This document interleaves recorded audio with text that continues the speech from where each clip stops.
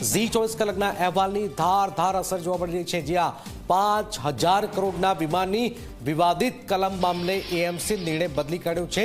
કાંકરિયા કાર્નિવલમાં વિવાદિત વીમા કલમ દૂર કરાશે। ઝી 24 કલાકના અહેવાલ બાદ નિર્ણય બદલાયો છે।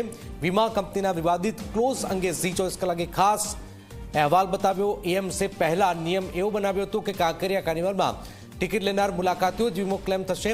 જોકે સવાલ એવો ઊભો થયો હતો કે કાંકરિયા કાર્નિવલમાં વિના મૂલ્યે પ્રવેશ અપાય છે તો ટિકિટ વગરના લોકોનું શું થશે? તો એએમસી ટિકિટ જ નથી આપતી તો વળતર કઈ રીતે મળશે? તો ઝી 24 કલાકે મામલો ઉઠાવ્યા બાદ વિવાદિત કલમ દૂર કરશે એએમસી।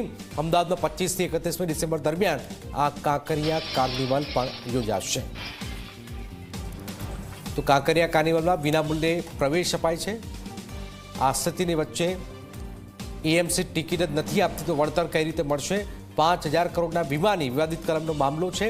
ઝી 24 કલાકના અહેવાલ બાદ કોર્પોરેશન જાગ્યું છે।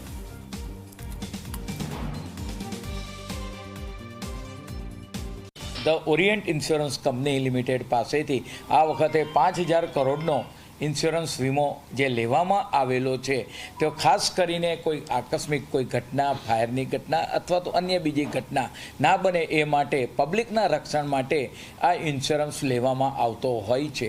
તેની અંદર જે ક્લોઝ રાખવામાં આવ્યું છે, ચોક્કસ એ ક્લોઝને કંપની મહાનગરપાલિકા તેને દૂર કરવા માટે જે ઓરિયન્ટ ઇન્સ્યોરન્સ કંપની છે તેની સાથે ચર્ચા વિચારણા કરશે।